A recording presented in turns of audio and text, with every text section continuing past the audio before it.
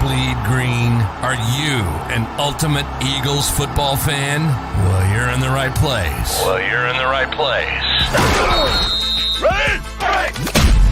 This is Birds 365, hosted by the new Mac and Mac, Jody McDonald and John McMullen.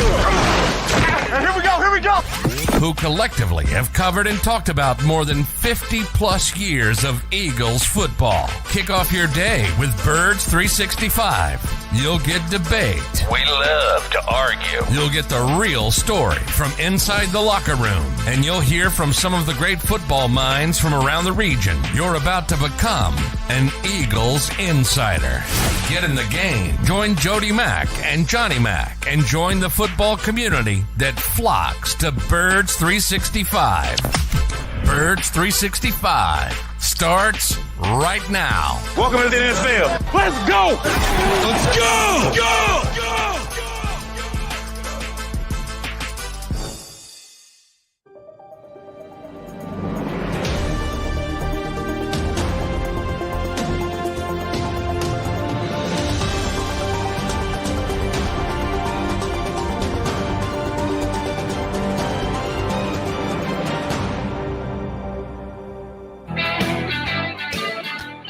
And a good Tuesday morning, Birds fans. How are you? You got your Mac and Mac guys here on Birds 365, and we got 2 hours to give you content, which I could do 2 hours on just how my life is falling apart technically. What do we got going on? Coffee pot issues. Oh, wow. The wife bought a new coffee pot, which is both a Keurig and a regular coffee. She does the Keurig. I do the regular. She gave me a tutorial at 2 o'clock in the morning when I'm getting off the air on WIP. Yeah. Yeah, I screwed it up. There's water all over the place. Oh, my God. I'm with you, but we get a new coffee machine like every 6 months because my wife gets sick of it, and it drives me insane because they're all different. They're all, I just rather have a Keurig. I can deal with it. I like my coffee pots. I don't like the Keurig. She likes the Keurig, but yeah, mine was upwards of 2 years old. She goes, Jody, we never get 2 years out of a coffee. You need a new coffee pot. So she got a combo job, and I screwed it up royally this morning. So that was I got a technical issue with my radio equipment. Not good. The world is moving too fast, and I'm in a friggin' slow lane. And more important than that, like I said, we could spend 2 hours bitching and moaning about that. This one actually does annoy me, so I need John, meteorologist McMullen, to give me a lowdown here. You already got the dog out this morning? Yeah. Oh, Okay. man. Yeah. God, yeah. Were you wearing the shirt that you have on now? Is that long sleeve? No, short sleeve. Short Okay. sleeve, though. But I was short sleeve, yeah. Yeah, outside. Yeah. It's cold out. It wasn't. It's chilly, but it wasn't It's bad. chilly. It's friggin' May 23rd. Well, you want to hear 7 days away from being in June. Why the hell should I have to throw a jacket on when I got to walk my dog at 6 o'clock in the morning? You want to hear my personal hell? I got the air on, Jody. That's how insane my wife is. Okay. If it's 75 out, she thinks she's in the desert, and I'm perpetually cold. That is my hell. Okay. I mean, it is beautiful out. See, I loved it going out in the morning with the short sleeves because, to me, that feels like 80 because I live in an ice box constantly. That is true hell. But see, here's the upside for you, and maybe it's really no upside, but at least it technically is. You can at least negotiate that with your wife. No, I can't. I've tried. I have tried and tried. I tried. Well, the only one who's tougher than your wife, the only bigger bitch is Mother Nature, because there's no talking to her. When I went outside this morning, I couldn't believe I got a T-shirt on that I was actually really cold. I was severely tempted. I got a coat right next to the back door of the house, and I almost went back and put a coat on. That's how cold I was when I got the dog out at 6:35. Yeah, I love this time of year when it's cool in the morning. And then yesterday I had that conversation. The high was 80, and she's telling me it's 6 in the morning to make sure you shut up and put on the air. Like it's going to be like we live in Phoenix. I'm like 80 is 80. beautiful. Oh, 80 can be a bit warm. I do not like conditioned air. I do not like it. I don't use it in the car unless it's just, unless I'm going somewhere where you can't be sweating profusely. I do not like air conditioning. I do not like it. It drives me insane. And when it's constantly on, that'll be the reason. I'm a little closer I to get you. divorced. Your wife on that one. I got no problems with air conditioning when it's warm enough outside. It's not. Yeah, warm all enough. right. 90, not 90. I'm with you. I'm 90. I'm like, all right, it's hot. Let's put it on the air. But 80, 80 is like 95 in my house, and 70 is like I have the air on. You're just talking about I have the air on in my house. It is absurd. Well, now it's never running. I guarantee you, it's not running because it's still only 50 degrees outside, and it shouldn't be 50 degrees outside at any point on May 3rd, May 23rd here in the Northeast. I'm sorry, Mother Nature dealt us a dirty hand. All right, enough of the whining, enough of the complaining, and I apologize for starting it. I got plenty of that with the NFL, man. Yeah, we can do complain. All right, since we're going to start a theme here, complaining. Yeah. John McMullen's a Jeff Lurie fan. Jody McDonald's a Jeff Lurie fan. In a town where we have other owners who don't hold up their end of the bargain, running and owning and being devoted to their team in the same way that Jeff Lurie is, it seems like heresy to call Jeff Lurie on the carpet. But I'm going to do just that. Him and 23 of his compatriots who voted yesterday to allow flexibility, flexing games to Thursday night Amazon contests. Now, we'll give you all the details because it sounds worse than it is, but it's not. Yeah, it's not bad. We're only talking about weeks 13 through 17. So it's 5 potential weeks of games changing. They had a conversation on it the last time the owners' meetings were had. And the vote was going to come down somewhere in the low 20s. They need 24 votes to pass it. You got to have a 3/4 majority. They didn't have quite that. So they never had an official formal vote. They just had a conversation about it. Roger Goodell's very good at running these things. He only has official votes when he knows he's going to win. Otherwise, people call them official votes. They have straw polls to see what the temperature is. They officially, I guess, twisted it enough arms and moved a couple of teams who went from abstaining to yes votes. And they got 2 teams, one of which was the Saints, to flip from a no to a yes. So they got the 24 mandatory votes to allow this to happen. To on a Thursday night, all of a sudden you got a Sunday game. Oh, no, the Amazon's picking you. You got to move to Thursday night. After Eagle fans, if it's a road game, have made their plans and gotten tickets and gotten hotel rooms and made flight reservations. Oh, sorry about that. The game's not on Sunday. It's being moved to a Thursday night. At least with the flexing that NBC has, it's still the same day. It's still Sunday. It's just moving from either 1 o'clock or 4 o'clock Eastern time to an 8 or 8:30 game, 8:20, some whatever time they kick it off. This is a significant change. This is 2 days earlier. Johnny Mack, Jeff Lurie was one of the 24 voters who voted yes. I know you poo-pooed John Mara taking a hardline stance before, and I gave him credit for it. He was looking out for the fans.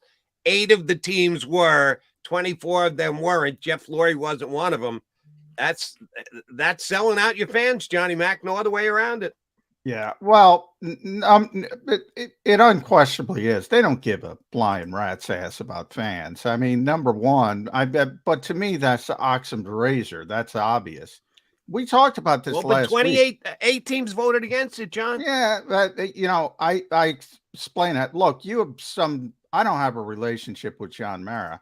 Bottom line is, there are 32, not billionaires, but 32 very, very rich people. There are a few that aren't billionaires. Most of them are billionaires well over. I don't trust those people to begin with. I've compared it in politics. We did this on the show back in March when everybody's like, well, at least they're not flexing. I said, hold on. If you remember, I said, nope, they'll just table it and they'll pass it. Trust me on that. They're going to pass it. And here we are. And they passed it. It's, and we were talking about this last week. It's the lifeblood of the NFL and all major sports, but even the NFL, 67% of their revenue comes from television. And to be honest, Jody, more than that, because the television exposure fuels the ticket sales and the market. You can't even gauge how much television means to professional sports and those rights fees. It is astronomical. So they keep throwing out this number, 7%. 7% of NFL fans attend games. They don't give a shit. They do not give a crap about those people. That's stipulated. Now, as far as the 8 hardline owners, look, I've compared it to politics.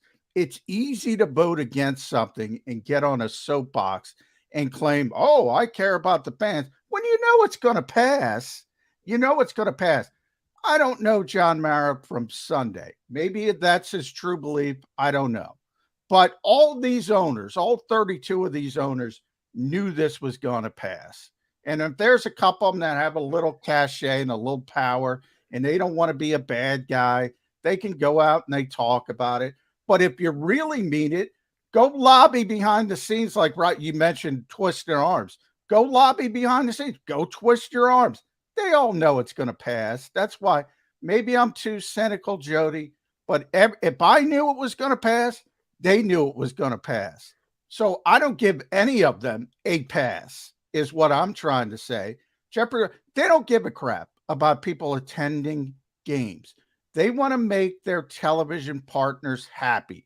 That's all that matters. Now, to me, the biggest hypocrisy is the safety aspect of it, because now you have this bull crap with the kickoffs, and you'll be able to fair catch a kick behind the 25 and get it at the spot at the 25. This is going to create so much more safety versus forcing teams to play 4 or 5 games on a significant rest disadvantage when you talk about Thursdays and coming off and doing things like that. Everybody complains about short weeks, about rest, about getting your body rehabbed and getting ready to play and getting ready to do the car crash. No, but we'll do the fair catch, which 99%. Oh, it's the most dangerous play in football, which is still 1%.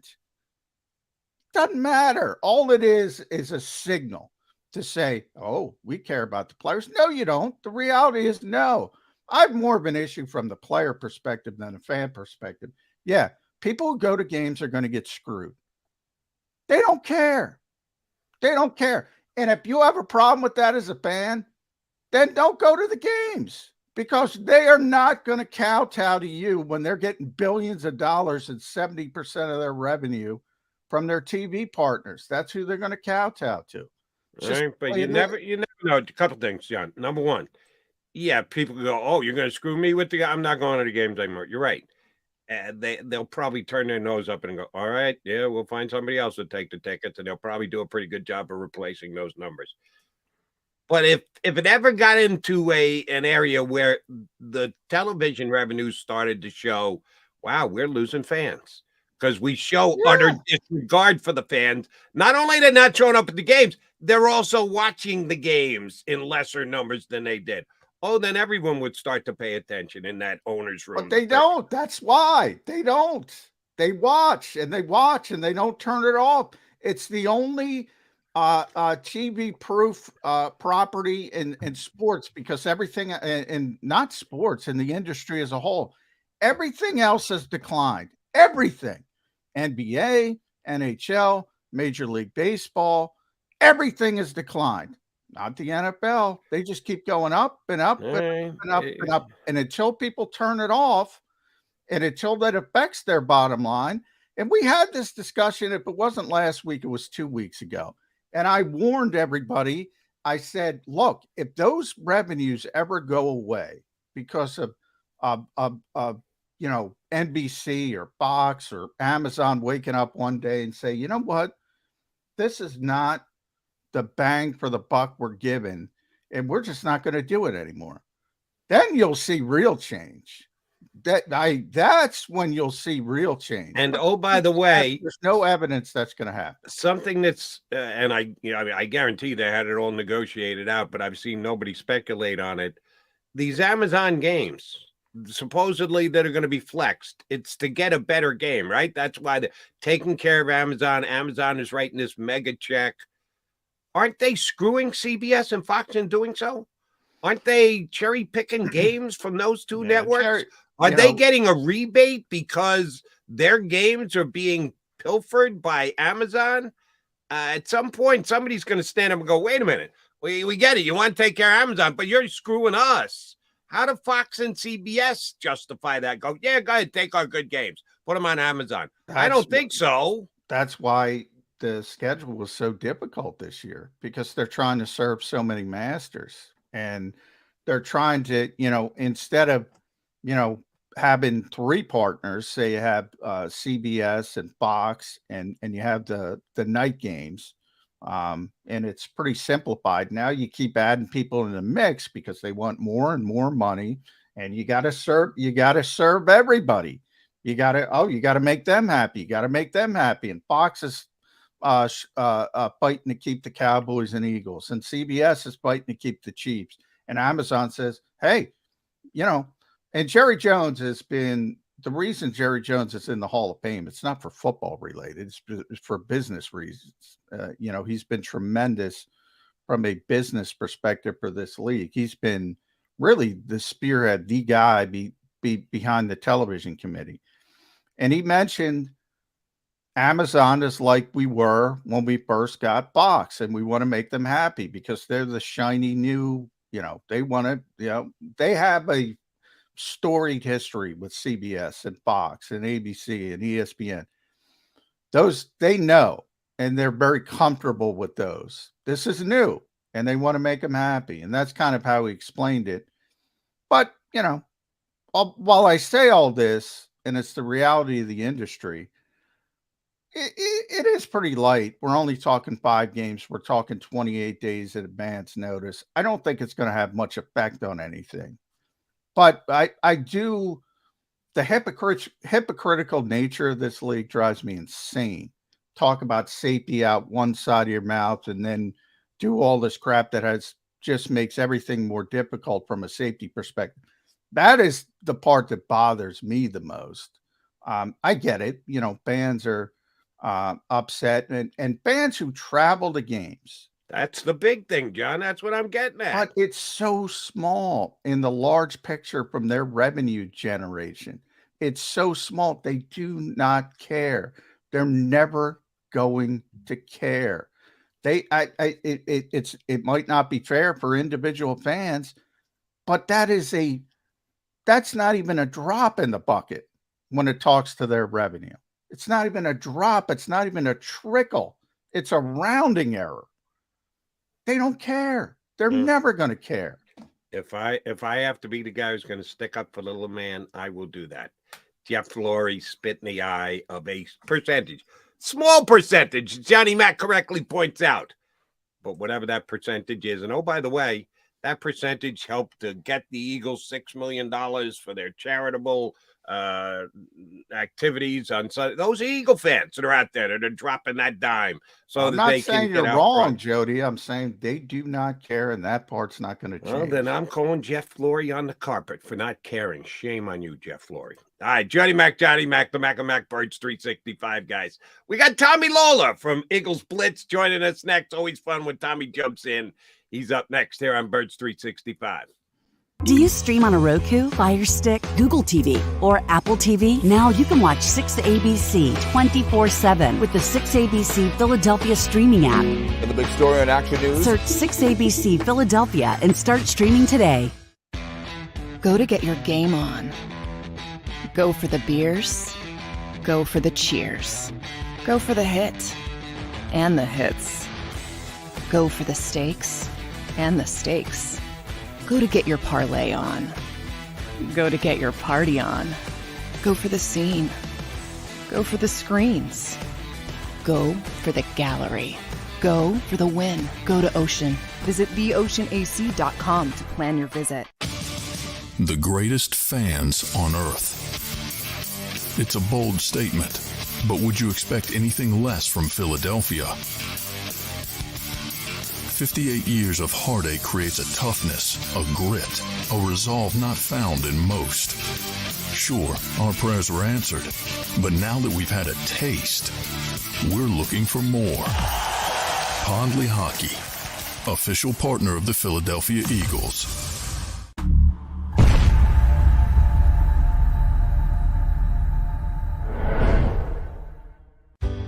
Go passionately. Go fearlessly. Go confidently. Go Birds! Go confidently towards your goals with First Trust, Philly's hometown bank for nearly 90 years, and the official bank of the Philadelphia Eagles. We're focused on getting you over the goal line. So go with conviction, go with trust, Go Birds! and go forward with us by your side. First Trust Bank, the official bank of Philadelphia dreams. Oh, and go Birds. All right, did you know I was the mommy slam dunk champion? Really? Yes, really, don't sound so surprised. Let's see it. Oh, you're ready. All right, here we go. Let's hear the crowd. So go to right, go to left, fake them out. Mama, go up, mama! She did it. Again? You can't avoid gravity, but United Healthcare can help you avoid financial surprises by helping you compare costs and doctor quality ratings. United Healthcare. Uh-huh.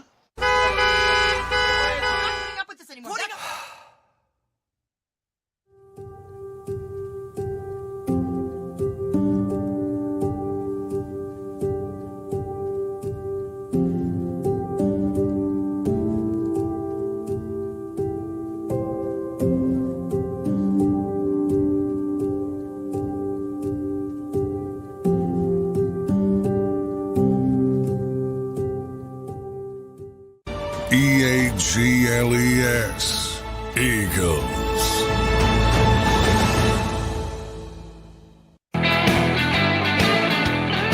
Johnny Mac, Jody Mac, here on Birds 365 on the Eagles aren't doing anything Tuesday. 30 out of 32 teams in the NFL are. One of them was not. It's the Philadelphia Eagles, but we'll find stuff to talk about with the Birds, and we will do it with our pal Tommy Lawler from Eagles Blitz. That's IGGLES Blitz.com.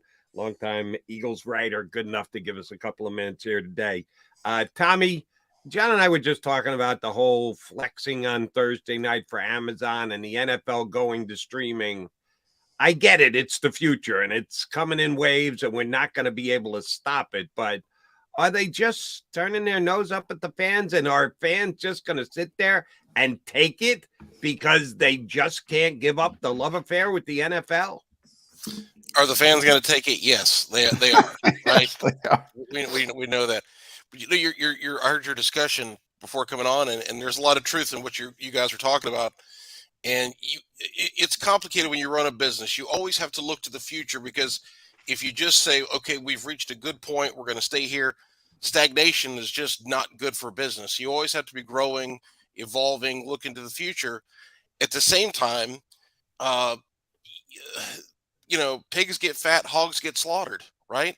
And it feels like the NFL, in their quest for every frickin' nickel they can get their hands on, just steamroll over to fans, over anybody that's in their way, just to get that extra penny. And it's so weird because, as John was pointing out, every other league in sport is struggling on some level.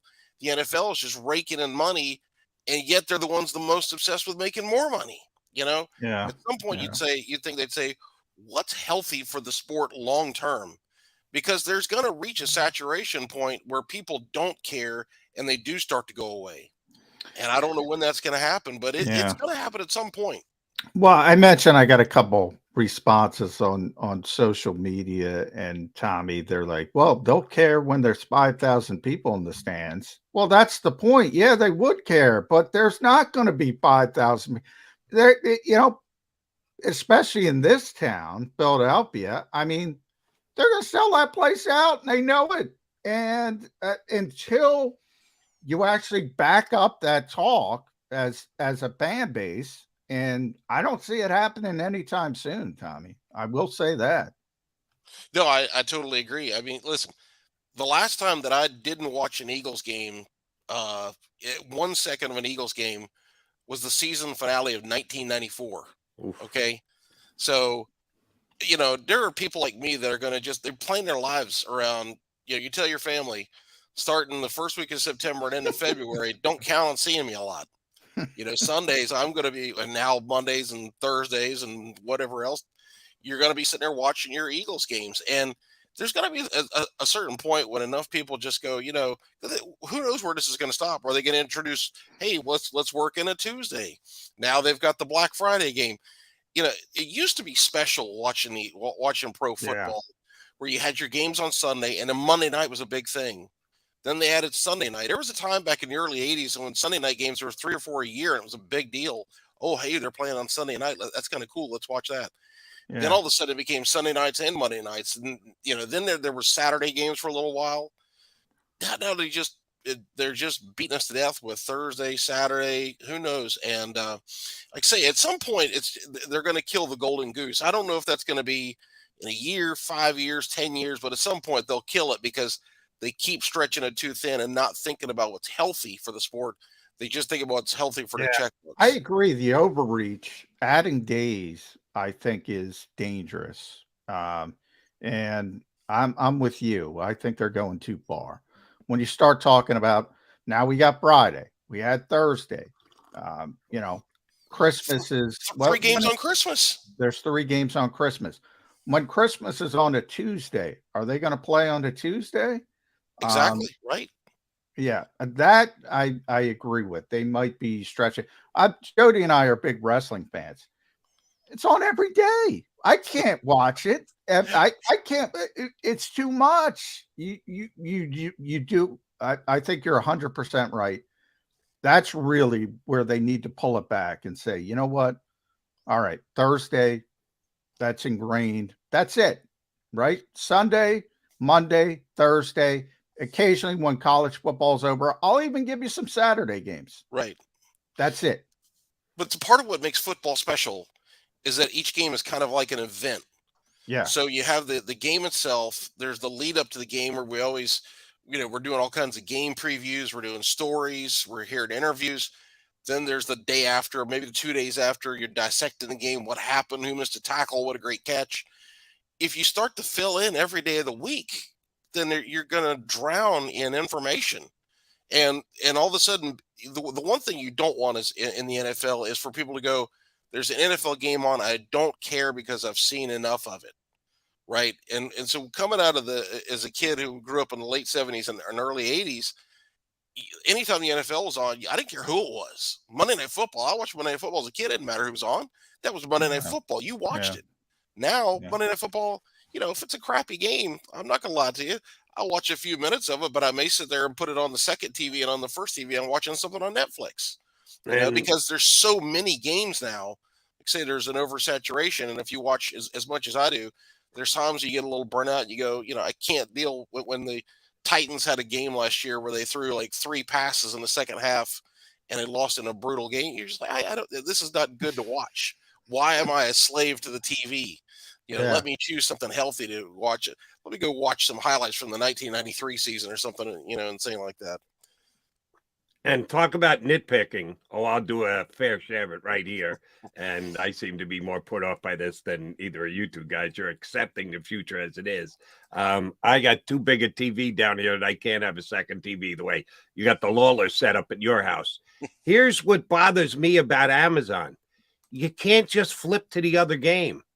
If you're watching at a baseball game or a basketball game or whatever on your TV, you got to get out of Amazon and then you get to your game. And then when you want to go back to Amazon, you got to go to the Amazon homepage and then individual. And it takes a while.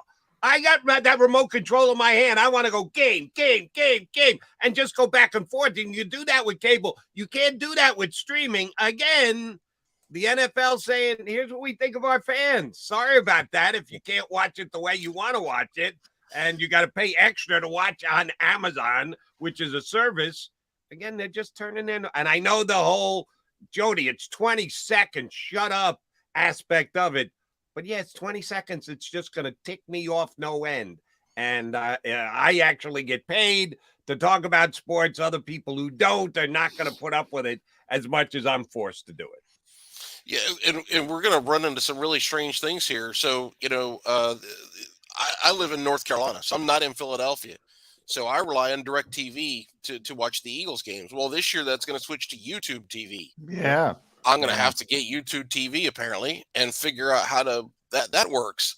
And we know when streaming there is a delay, so I can't be on Twitter during a game, or else I'm going to know what's going to happen ahead of the play that I'm watching live. Right. Yeah. It's So supposedly live. It's not quite live. Right. So it's going to be a strange world for me as I try to get used to that. And luckily, I do have multiple TVs that I watch on Sunday because I always want to see more than just the Eagles game. But I'm going to have to figure out, about watching multiple TVs with YouTube TV. I got a lot of stuff to learn this summer about how all this stuff works. I've and been YouTube with had since 1998, so now I've got to learn something new. It was just last week, I think YouTube TV screwed up an NBA game or something, and people were kind of incensed about it. And if that happens with the NFL, oof. Oh, they don't know what angry is. Yeah. Listen, if I got a chance to watch Boston Scott when the Eagles are up 28 points and he's running the ball on second down with 19 seconds left, I want to see that play. They better not take that play away from me. Yeah. Well, but to Jody's point, and I think I'm like him. I don't like it. We're older though. I do acknowledge younger people, man. Like I got big screens all over my house, right? And when some kids come over and friends and their kids, they're never watching the TVs. They're sitting there with their phones, watching their phones. They're watching stuff, but they're not watching the big TVs. They just consume a different way. And unfortunately, as people like us go away, people like that are who they're trying to reach. And they don't care about stuff like Jody just said. They're on their phones anyway. They're not watching. Yeah, but aren't they the next generation of fans, John? Well, yeah, but that's how they consume. They consume. Well, then why are they bending over backwards for Amazon? Are they consuming on their Amazon on their phones? Sure, yes, absolutely. More so than us, and we're doing it on the big screen. No, they pick up the phone, bang, Amazon right there. That's how they do it. There's a great filmmaker named Darren Aronofsky, and he was talking to Quentin Tarantino about movies, and Tarantino asked him something about one of his films, and he said, well, so many people watch movies on their phones now that we have to keep that in mind when we're composing shots and coming up with ideas. And Quentin Tarantino looked at him and said, that's the most depressing thing I've ever heard. Right. and this is the football version of that discussion. Yeah. Right. It's absolutely true. I mean, listen, the three of us were watching TV back in the day when you'd have a, 18-inch Sylvania that the families gather around, and the football is it looks like an ant. And now we have these 65 and 70-inch TVs, huge, clear. And what do people do? They're going away from that to watching on a freaking phone that's smaller than the TVs the three of us were watching back in 1979. Yeah. And it's just mind-boggling sometimes. But that's technology. That's the world we live in. And the NFL is smart to embrace parts of that and to reach out, because we're not the future. The three of us aren't going to be around for the next 50 years. Well, I don't know. Maybe you guys will. One last, you're talking to a couple of guys who are up there. One last they do have to be smart about the future. So I think they're wise to looking at it on a certain level, but they also have to be careful, because I don't know if those people are going to be the kind of sports fans that we are. Our generation was. I agree. Where you with woke that up too. and you open the newspaper and you couldn't wait to read the box score. I mean, listen, back in the day, being a person who grew up in North Carolina, I'd watch Monday Night Football in part to see Howard Cosell do the halftime highlights, so that I could see highlights from games that I hadn't seen a thing of on the weekend. Yeah. There might be the Cowboys and the Chargers played on the West Coast, and that game wasn't shown in North Carolina. So if I want to see a clip of that game, I got to listen to Howard Cosell do it at halftime. And so you are 100% right there. There's a whole generation of people go, What do you mean you had to watch one show to get the highlights? Why didn't you just go to your phone? The highlights are always there on your phone. Why? The one that still, to my mind, just makes me laugh out loud. Like John mentioned, young kid over the house visiting. I think I uttered the phrase, and I had to get up and change the TV. And they said, like, what do you mean you had to get up? I said, I had to go over to the TV and change the channel. Where was the remote control? There was no such thing as a remote control. The young man looked at me like I had three heads. What do you mean there was no remote control? Oh, yeah. Technology has changed a lot of things in our life.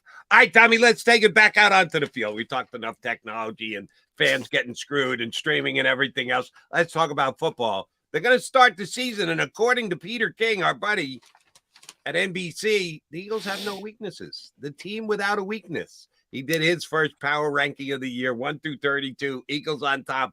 In a category by themselves, I can't find a weakness. And a little hyperbole there from Peter King, but can you make as bold a statement about the Eagles that there's no weakness to be found?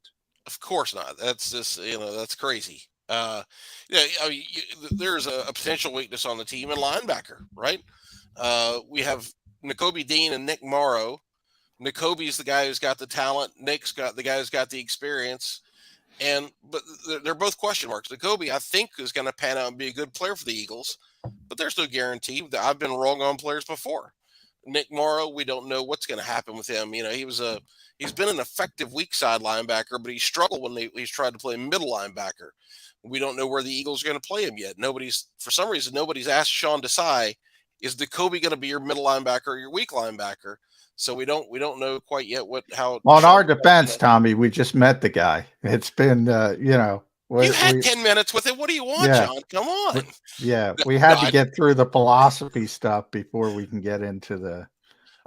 We're going to see him next week for a little window during OTAs. They'll finally hit phase 3. But Jody mentioned they're doing stuff. They're still in phase 2. They're working out. Sure. But all the other teams have advanced to phase 3. They'll advance to phase 3 next week. We'll get to see helmets. We'll get to see where Nakobe's lining up. He's going to be the middle linebacker. I think it's pretty evident. Can I ask a question? Sure. Where's middle linebacker play? When they used to have 3 linebackers on the field, I could determine which one was the middle. There's one on the left, one on the right. The guy between them was the middle linebacker. The Eagles never have 3 linebackers on the field. So how do you know who's the middle linebacker? He's tricky. Yeah. Typically the strong side of the formation will tell you, and then Nicholas Moore will be on the weak side of the formation, and you'll see Nakobe. He'll be the one moving back and forth more than Nakobe Dean. But, when you talk about nickel defenses, and I do think people get too caught up in personnel, and because, we're going through this, I don't want to say positionless player, but I am interested to see how, are we going to see a bunch of 3 safeties? Is Terrell Edmonds going to be playing linebacker? It's like I always say offensively, Tommy, I'll say, people say, well, the Eagles are in 11 personnel, but they're playing an empty set. So essentially, Dallas Goedert's playing receiver. Kenny Gainwell's playing receiver. They're empty. Then maybe they motion back in and Kenny's a running back. But, the labeling system, I think people get too caught up in.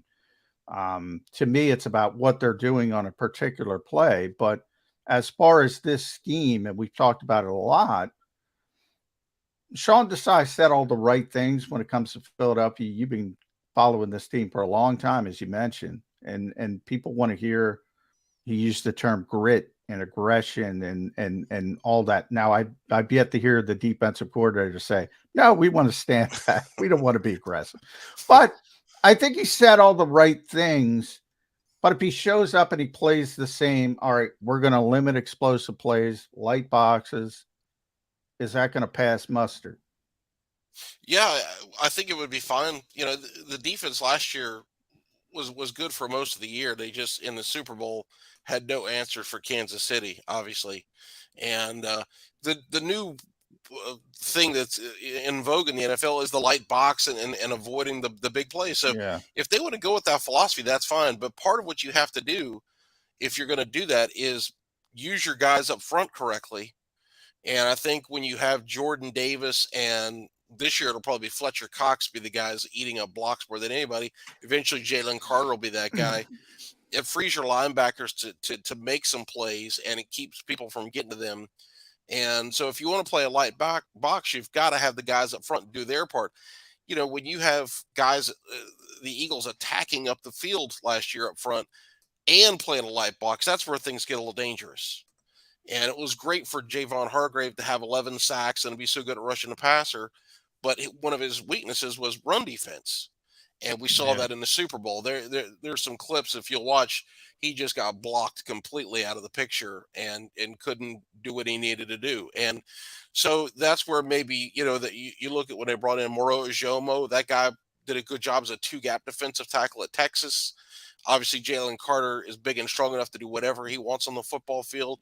Jordan Davis can do that. Fletcher Cox can do that. So they have guys now that can maybe eat up blocks. And if you're going to go light in the box, you've got to have those defensive linemen who their mindset needs to go from making plays to disrupting plays and allowing the linebackers to make the plays. And so they can do that schematically, but they've got to have a buy-in from everybody, and roles have to be clearly defined. And I think that's where things got a little hazy last year. And obviously teams, you know, we go back to the Commanders game when the Eagles first lost. They ran all over the Eagles for parts of that game. The Texans ran over the Eagles, the Cowboys. So you can go with that philosophy, but you got to execute it just right. And the Eagles didn't do that in some key losses. Yeah.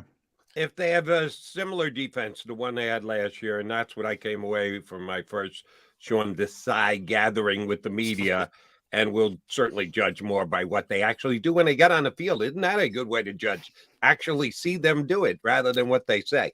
So this is kind of a preemptive question, but I'll give it to you just the same.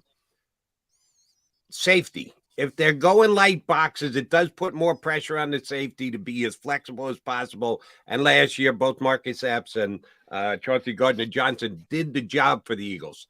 Coming in this year, fairly high, but not a first-round draft pick rookie. Reed Blankenship, nice job filling in, but not a whole bunch on tape that you can point to. Terrell Edmonds, who, yes, has been a starter for the Steelers, but they let walk out the door because he didn't quite live up to his draft status. Are they good enough at safety right now, Tommy? Or do you think that's another position that Howie Roseman will be looking to upgrade after June 1st, right before the season starts, late cuts? How do you like their strength or depth at the safety position right now? I like safety. I do. I think Reed Blankenship, you know, people say, oh, he only started 4 games last year. You know, he was a UDFA. He was hurt for part of the time.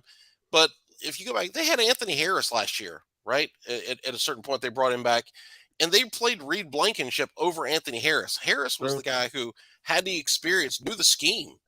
And yet they were sitting there saying, oh, we're going to play Reed Blankenship. That's the guy we want on the field. And Sidney Brown, I think Sidney Brown can be I think he's got a potential to be a good NFL player. So those guys I like. I really do. And we'll see what happens with Justin Evans and Terrell Edmonds. They've got some competition here. That's one of the things they don't have at linebackers competition. At safety, they've got 4. They've really got 5 guys battling for 2 spots or 3 spots. But it's just a matter of seeing who wins. Now, listen, they could all fall flat on their face. We've seen that happen a time or two in Eagles history. But I think they've got some good pieces in place, and I think safety could be better than some people realize. It's technology difficulty day. I just left. Boom. I got a black screen, and I was gone. So I didn't get all of what you said, Tommy. But from the safety perspective, I want to talk about the back 7. Because we were talking linebackers before I went into the ether. And you mentioned the line, which is, I think we all acknowledge is really talented. You know, we'll see how quickly Jalen Carter can get up to speed. But even so, tremendous depth, both on the edge and inside. But you mentioned, and you're right, I mean, guys like Jordan Davis, Fletcher Cox, they have to, in this particular scheme, they have to tie up blockers and allow the linebackers to make plays and even the safeties, Terrell Edmonds, Sidney Brown, Reed Blankenship. If that's the case, why are the Eagles saying, TJ Edwards, Kaiser White? They're not great players, but they were effective in this particular scheme, and saying, we can make do at linebacker when those are the guys who are going to be happy to making plays. I'm with you with Nakobe Dean. Tremendous upside, tremendous ceiling, but he played 34 snaps last year. And Nicholas Morrow, not a tremendous upside. Hopefully experience can get him through. Are the Eagles devaluing linebacker too much? Have they gone too far with the devalued aspect of that position? It's a fair question. And I think, obviously, a big part of this is just simple economics. You have to go cheap somewhere. You cannot go cheap everywhere. Or you cannot go expensive everywhere. And so the Eagles said, you know what, we're going to take a chance. We got a rookie, well, now a second-year linebacker in Nakobe Dean, and then they would have got a guy off the. Kaiser White didn't make a bunch of money last year, but he obviously made more than Nick Morrow is scheduled to make this year. So they are, with the two guys they have projected as starting linebackers, you're looking at what, $2.5-3 million total salary. Yeah. And you look at TJ Edwards is making what, $6.5 million this year. So really it's economics, and you've got to be a little frugal somewhere. And if they're going to pay Jason Kelsey big money, and they're going to pay the defensive lineman big money, and they're going to pay Lane Johnson big money, and Jalen Hurts and AJ Brown, you've just got to go cheap somewhere. You've got to, in a poorly worded way, say you got to neglect somebody. Right. So linebackers, where they feel like they can maybe have that position where they can go with younger, cheaper guys and get effective play if they limit what they have to do. And again, Nakobe Dean's key to this, because I really think they like him and they want him on the field. Yeah. They do. So if they get good play out of Nakobe Dean, all of a sudden we're going to see a whole new slate of articles. Howie Roseman, genius. He's got this great linebacker for 3 more years at cheap money. And part of it'll be pure luck that he fell to that point in the draft. No, 2 more years, because he was a 3rd-round draft pick. He's only got a 4-year contract, not a 5. You're right. I said enjoy Nakobe Dean if he does play well. Exactly. It's a catch-22. Absolutely. Because the better they play, they're always say, how do we keep all these guys? Yeah. It's a good problem to have, but it is a legitimate problem. Agreed. All right, Tommy, I want your take on a couple teams in the NFC. I mentioned Peter King's got the Eagles as the #1 power ranked team. Bunch of other media outlets came out with their rankings. Eagles are up there. They're either 2nd or 3rd in everybody's power rankings. Peter's got them at #1. Our buddy Jimmy Kemsky over at Philly Voice put one out, and he had the New York Giants at 9th in the ratings in the NFC. Last time I checked, the Giants were in the NFC Final Four because they made the playoffs and won a playoff game. Yeah, they came in here to Philadelphia, got their tails kicked by the Eagles, but they were in the Final Four, and Kemsky's got them power ranked 9th in the NFC. Johnny Mac thinks the Giants are going backwards off their 9-6-1 season. Yeah, I know. They were 9-7-1. But when you give up the final game against the Eagles and Webb is your quarterback, I don't count that as a loss. I did the same thing for the Eagles the year before. I didn't say they were 9-8. I said they were 9-7 because they didn't even try. They played the JV the last game of the season against Dallas. So I factor that in.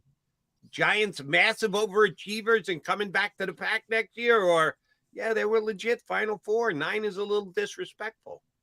I'm going to do the worst thing possible and say there's a little bit of both in that. Okay. Right. So they've got a talented base they've built. They've built a what potentially could become a good offensive line. Saquon Barkley is a terrific running back. They've added some players at receiver. Daniel Jones is no longer a turnover machine. And the defense, did some good things last year. But they also won a lot of games where the opponent, I would watch the Giants, seemed like I watched them several weeks in a row. And the opposing team, the 4th quarter, 5 minutes to go in a close game, you'd watch the quarterback just throw the ball up for grabs, or somebody would fumble something, or one of the Jaguars players just had some indescribable moment where we didn't get the first down. He went down early or went out of bounds. And so the opponents, it felt like they were losing games to the Giants as much as the Giants were winning them. that stuff catches up. You don't catch lucky breaks 2 years in a row. That stuff kind of evens out. So where the Giants were in good position to take advantage of those mistakes, I just don't know that teams are going to cave into them the way they did last year. So I think you'll see them take a little bit of a step back in terms of having some of those little weird plays go their way. But I think the overall Giants roster is better, and those guys now have the confidence to think that they can win. They expect to win, and that is important in the NFL. Yeah, it is. Sometimes I think I'm too hard on the Giants because I got to watch them play the Eagles every year. And the Eagles have destroyed that team. People can bring up Week 18, but as Jody pointed out, I mean, that game didn't – look, it mattered for the Eagles, and they didn't play well. But Jalen Hurts was coming off the injury, and if the playoff game didn't come to existence, they beat them 48-22 and 38-7. It's hard to take that team seriously. And the Eagles have I think they've won 10 straight at Lincoln Financial. They've dominated them as a whole for years and years and years. They are getting better, but I just don't buy that team. I don't think they've reached a level from a talent perspective. I look at Washington, and that's where I want to go with you. From 2 through 53, I think Washington remains the better football team, just talent-wise. They have Sam Howell, though, completely unproven. Do they have a chance to surprise if Sam Howell's okay? The Washington Commanders. Yeah, there's some talent there for sure, and there's no question about that. Sam Howell is a guy that I watched. I'm living down here in North Carolina. I watched quite a few of his games in college, and was shocked when he fell to the 5th round. At the beginning of the season, there was talk about would he potentially push for a 1st-round pick. Yeah, and so sliding to the 5th, that was kind of wild. His ability to run and make plays, throw the ball vertically. Washington has some good receivers for him to work with. A lot of it's going to be that offensive line. Are they good enough? And do they have the guys to protect him in open holes for that run game? The defense has some good pieces in place. Last year, Deron Payne and Jonathan Allen were dominant defensive tackles. Can both guys stay healthy and play at that same level this year? And Washington just always seems to be a good team, a pretty good team that has some problem they can't overcome, whether it's bad quarterback play, key injuries on the defense. There's just always, they feel like perpetually a 7-10, 8-9 team. I was going to say 7-9 going back to the old days, but they always feel like they're one of those 7 or 8 win football teams. That's too good to be bad, but too bad to be good. In some ways, that's the worst thing you can do, right? Because you're always picking in the middle of the 1st round, and you're not developing, or you're not bringing in the difference makers to put you over the top. And part of that's a credit to Ron Rivera being a good coach and not letting them bottom out. But again, the lack of a good quarterback has really hurt them, because this is a quarterback league, and being solid and what have you, that stuff's just going to get you to a certain point. And that's what the Giants are going to find out. Not losing games can only get you so far. At a certain point, you need your quarterback to be a playmaker, right? Daniel Jones is no longer the turnover machine he was, but at some point you've got to have a guy who can make those throws to help you win football games. We don't know if Daniel Jones can do that for the Giants with the consistency, and we don't know if Sam Howell can do it, period. We saw one game out of him last year, and he showed some good things, but we need to see what he can do on a regular basis in the NFL.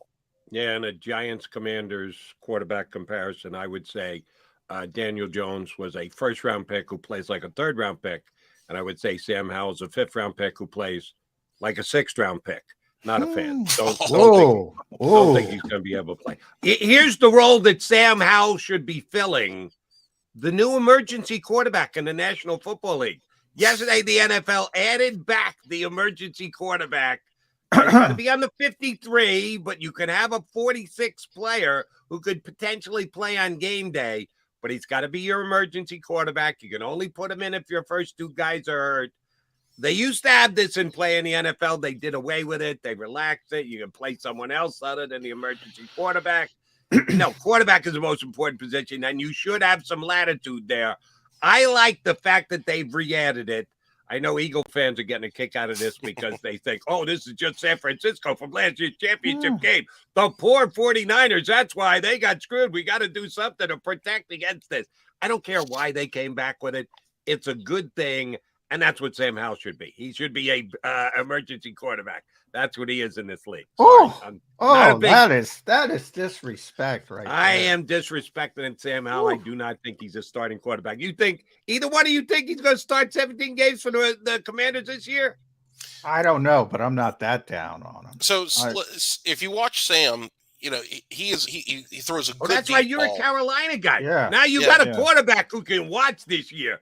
May is the real thing. He's going to be a star in the NFL, not Sam Howell. Well, Sam Howell, though, I think you're underselling him. He's a legitimately talented player. You know, he throws a very good deep ball.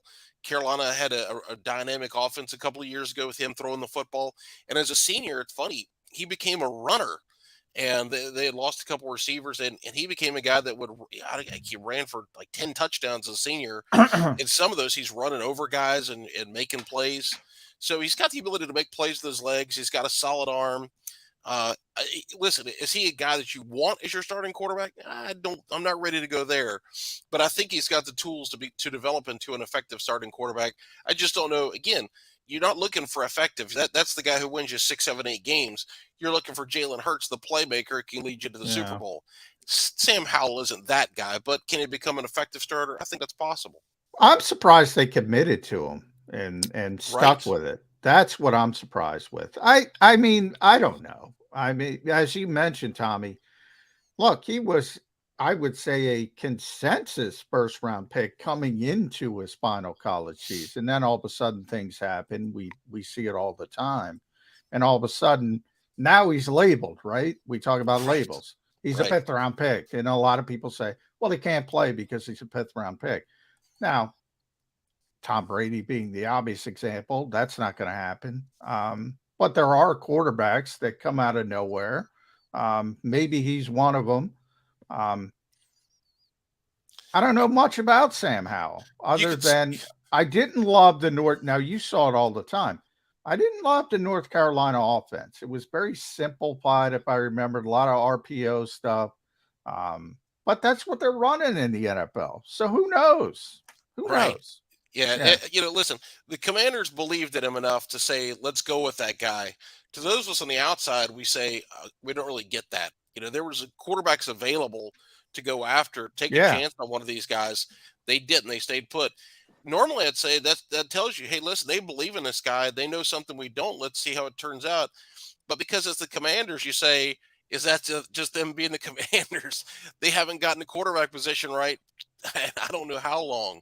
So they don't have a good history for us to sit there and say, okay, you know, when you see Green Bay going with Jordan Love, you know, Green Bay's gotten quarterback right for a long time. Yeah. They even though they've changed scouts and they've changed GMs and they've changed coaches, but there's something organizationally that they do well with quarterbacks.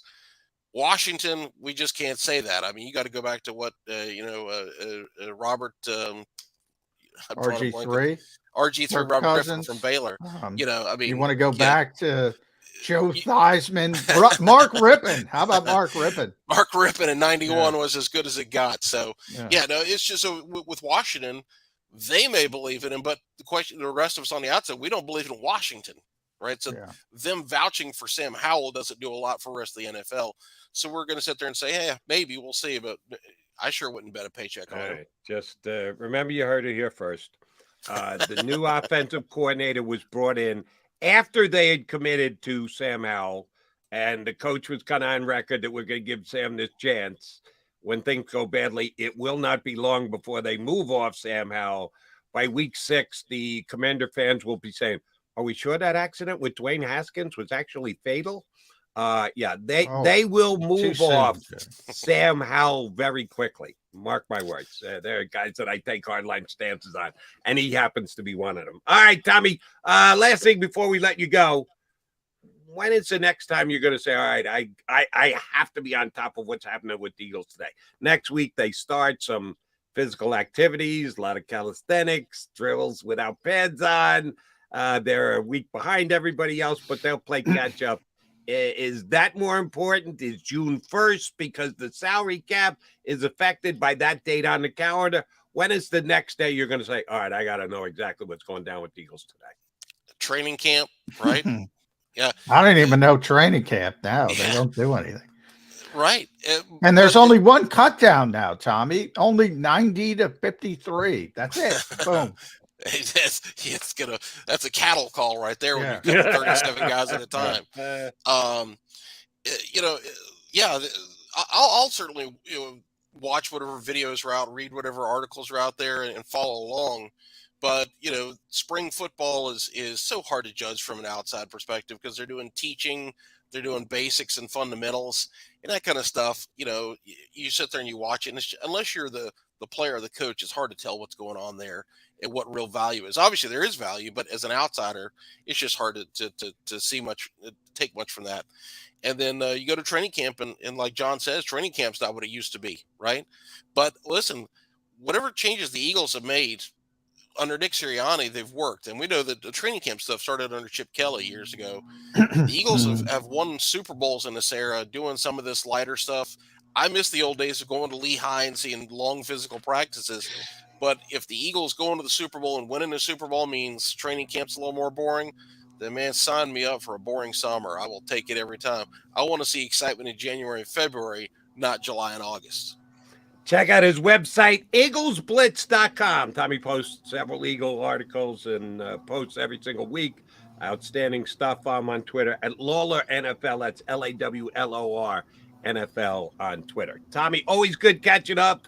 We let you slide with the orange down there. Is that Carolina orange? Is that Tennessee orange?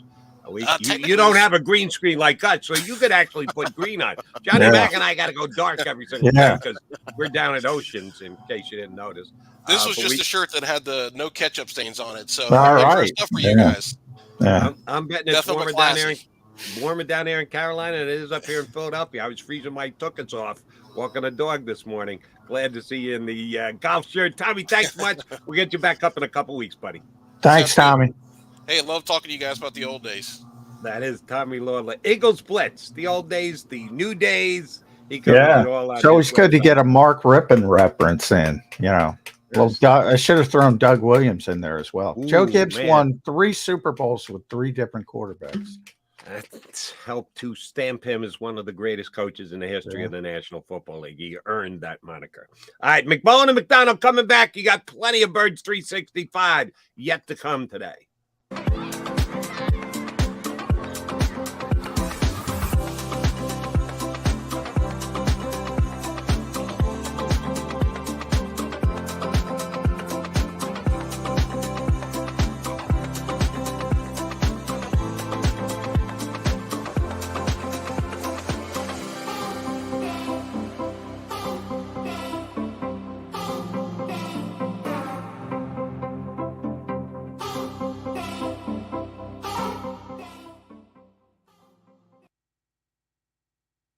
Heading down the shore, have a ball once more. Here, imaginations run wild and time stands still. Because here, you can find the best of the Jersey Shore, all on one 5-mile island. So leave the old you behind and get lost in the woods. Wild, wild, wildwood days.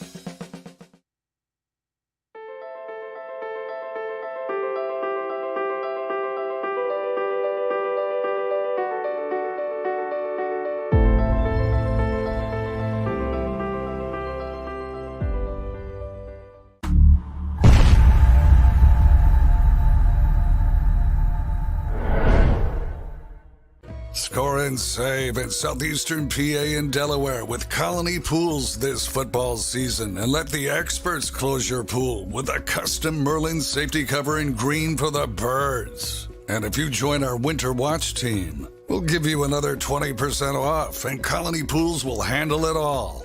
Keep your tiles on your pool, not in your pool. Fly with Colony right now, Birds fans. Visit flywithcolony.com. Hi everybody, my name's Jason Lombardi. I'm an inspector at Dry Tech. At DryTech, we offer 3 major services, the first one being basement waterproofing.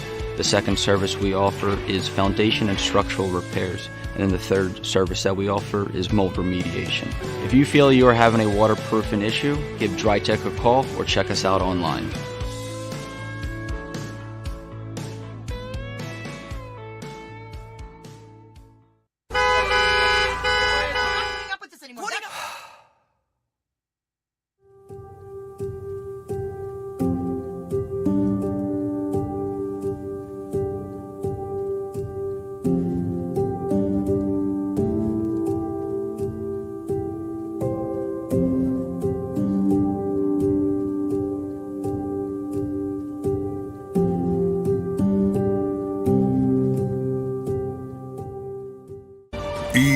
EAGLES, Eagles.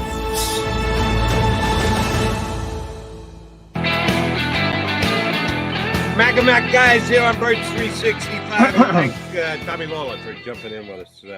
Covered the Eagles for years, does it now from afar down in Carolina, but his website, Eagles Blitz, does have some good opinion on it. A couple posts a week Tommy puts up there, and I think it's always good. All right, Johnny Mac, we didn't get a chance to talk about this yesterday because the Philadelphia Eagles did what they always do. And we kid about it, but I get it. You're not going to release information at 7 o'clock in the morning if there's a roster move or something like that. Yeah. We would love if that were the case because then the Mac and Mac guys could talk about it on Birds 365. No, they're going to release information when they is best for them and best for the overall picture. It just always seems to happen at like 10:05 when we're off the air at 10 o'clock. Eagles move, Eagles statement, Eagles news breaks at like 10:05. That was the case again yesterday. Nolan Smith, the 6th of the 7 Eagle draft picks, signed a contract, pretty much locked in. Again, the negotiation with rookie deals is almost a thing of the past. You've noted, I've noted, 2nd-round picks and the language of the contract is really the only spot where you see potential holdouts anymore. 1st round are all locked in. Anything after that, you're going to take what you're going to take. If you want to hold out your 3rd or 4th or 5th round pick, good luck. They've got undrafted free agents who are already signed, ready to come in and take your position, which they'll give it to them and brag on it being undrafted as much as brag on it being a 5th round pick. And they already got their 2nd round pick done. Nolan Smith inking, going to be part of the rotation. One guy left unsigned, and that's Kaylee Ringo. Again, it almost gets repetitious, us giving the Eagles credit, but their front office is on top of things. No issues.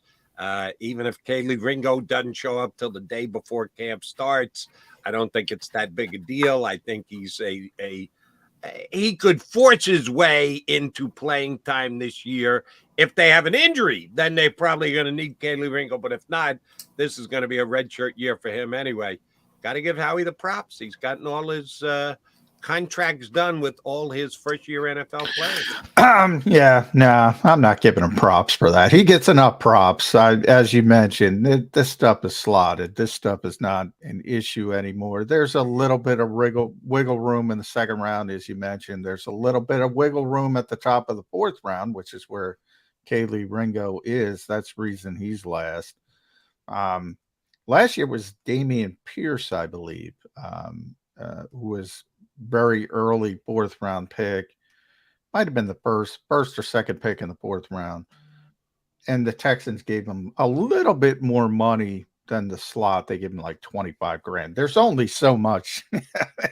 And that set off sort of a 4th round kerfuffle because everybody else wanted $25,000 more and sort of bump it up. And that's the little stuff you're talking about when it comes to negotiating. And the new collective bargaining agreement, not new, it's been in place now. But rookie contracts, it's largely taken the negotiating out of rookie contracts. It's basically how I would describe it. So Howie gets a lot of credit, and deservedly so. I'm not giving him credit for this. This is easy stuff. And by the way, this Jake Rosenberg, Bryce Johnston, they're the ones who do it. and it's not difficult for them either. This is a fait accompli, basically. Okay, all right. Maybe I gave him a little bit too much credit, and you're right. It's got to be shared credit with other people work with Howie in that front office. I specifically made a point here on Birds 365 last week to give Eagle Nation credit, because despite the fact that Davante Adams came out and openly questioned the direction of the Raiders and the type of offense they're going to run. And are you going DeAndre Hopkins on me? Yeah. Oh, that's exactly where I'm going. There wasn't this let's get Davante Adams. Eagles could use Davante Adams. We could be great with Davante Adams. Anytime a big name player is unhappy, becomes available, whatever. Eagles. I get it from an Eagles standpoint. You want all the best players. You want the best player at every position for the Philadelphia. It doesn't work that way in a cap league. But I was proud of Eagle fans that they didn't go over the top and bring Davante Adams to us either here on the stream or on my telephone lines or on my social media. Yeah, DeAndre Hopkins yesterday said that Jalen Hurts is a baller. I would not mind playing with Jalen Hurts. And I got a couple of tweets last night that wanted to know my opinion on could the Eagles get DeAndre Hopkins. Sure enough, we had someone just K Rowley X26. If the Eagles trade for Hopkins, they'd be unstoppable. I give credit last week when the Davante Adams stuff didn't come in. Yeah, they're not getting DeAndre Hopkins. Don't go there, people, please. No. It's not happening. He's not coming here, although the Eagles do value that position. Unlike some other positions on the field, they've already invested a lot of money in A.J. Brown. They're going to have to invest that much more in Devontae Smith soon enough. DeAndre Hopkins is not coming to the Philadelphia Eagles. No, this is a 5-time, I had to look it up, 5-time All-Pro receiver, not Pro Bowl, All-Pro receiver. This is he's had some injury problems over the past couple of years. He's post 30, very expensive, expects the football. This is where I think video games have destroyed fantasy football, whatever you want to blame it on. I think really when it comes to roster building, and I'm not everybody, but there's a lot of people, there is a science to it, and there are roles to it. And you need role players. You can't just put together the best 3 receivers and say they're going to be unstoppable. Now, what they're going to be is pissed off because they want the football, but so-and-so is getting the football, and you got to have a demarket. Like, who's getting the football? That's unstoppable. I got news for you. DeAndre Hopkins is more proven than both A.J. Brown and Devontae Smith. Are you going to make DeAndre number 1? You think AJ is going to be happy with that? You think Devontae is going to be happy being number 3, being the Quez Watkins of this offense? And you could say, well, DeAndre's been hurt, so let's make him number 3. Oh, yeah, he'll love that. Yeah. The 5-time. Hey, we're going to throw it to you twice a game, DeAndre. Enjoy that. Boy, I don't know why it seems simple to me, but I guess it's not that simple. Yeah, I don't know. John, you describe it. It's the video game mentality. It's the fantasy football mentality. You want to get the best of every single player and put them on your team. Well, here's the problem with your fantasy team. You've got players from all these different teams who compile stats. Now you want to bring them all together and put them on the same team. Putting them all on your fantasy team is different than putting them on an actual football team that has to go out there and share the football. That's why DeAndre Hopkins is not going to work here in Philadelphia. We got a bunch of people checking in on that. Just thought we needed to break it down a little bit and say, don't get mad at Howie Roseman. How did Howie not get, when DeAndre Hopkins gets traded, don't get on Howie's case and go, how did Howie let him get to the whatever team he ends up? No, he's not a fit here in Philadelphia. He's not going to be coming here anytime soon. So just I'm trying to cut you off at the pass there, Eagle fans, who will be upset when DeAndre Hopkins moves. I saw a quote from Jonathan Gannon. He says, he's perfectly fine with DeAndre Hopkins. Come to camp, don't come to camp, going to be fine. the first couple of months of his tenure as the head coach of the Arizona Cardinals not gone swimmingly for Jonathan Gannon, J-Mac. No, certainly, but not from that perspective. I think that, if you think about where Nick Sirianni was when he was a first-time head coach, right? Same thing. We were talking about it post-pandemic. He's negotiating with the veteran players. Will you please come in for the off-season work? I mean, you don't have a lot of cachet. And that's where he is with DeAndre Hopkins. And by the way, a veteran player like that doesn't need off-season work. He keeps himself in shape. Anybody who sees DeAndre, back on Hard Knocks back in the day, he's in tremendous physical condition. I mean, you have a rookie head coach, veteran player. You kind of, from his perspective, he's just crossing his fingers and hopes they could work it out and keep him. Because they don't have a lot of talent. That's one of the reasons why he probably wants out of there. But I don't think off-season work is all that important as somebody of DeAndre Hopkins' status, to be honest. That I would agree with. But and like you said, he's a 5-time All-Pro. His level of resume has been stated, and he's got a good couple of years now in that Cardinal clubhouse. When you're a new coach, we all know that different level players are given different dispensations. Oh, by the way, you don't have to look any further than Philadelphia with veteran practice days being able to be skipped. Oh, everybody in the league does it. But when you're the new coach, when you're coming in, you're trying to rally everybody together. You don't want that disparity of how ways and how to what lengths different people are treated. You're hoping to have at least an underlaying of everybody's the same. It's difficult to pull off because that's just the way the league works now. Different players are treated differently.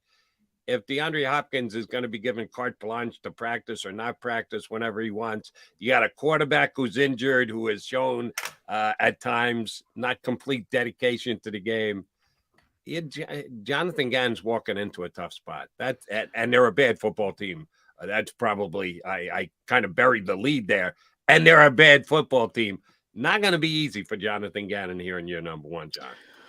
No, and I think it has more to do with the talent than the other stuff. I mean, I always subscribe to the Jimmy Johnson theory, and this is Jimmy back with the Cowboys, not the Dolphins. So we're talking whatever that was, early 90s, late, I quote always stuck with me when he was talking to his players. I'll treat you all fairly, but I'm not going to treat you all the same. And he was essentially saying, hey, Emmitt Smith over there, Troy Aikman, Michael Irvin, et cetera, et cetera, et cetera. They get longer ropes, but as long as you treat people fairly, I think you're okay as a head coach.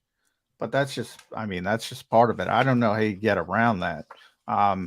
We always talk about voluntary work in this league. Oh, it's not voluntary for certain players. It's voluntary for stars because there's nothing you can do about it. Like Aaron Rodgers, that's a big deal showing up for the Jets because he never showed up for the Packers. But he's trying to put a good foot forward. And if he plays next year with the Jets, I guarantee he's not going to be at off-season work next year. And he doesn't need it. Now, maybe you could argue some of the receivers. I think quarterbacks should be in, by the way, even better in quarterbacks because they're different. So I've criticized Aaron for that in the past in Green Bay.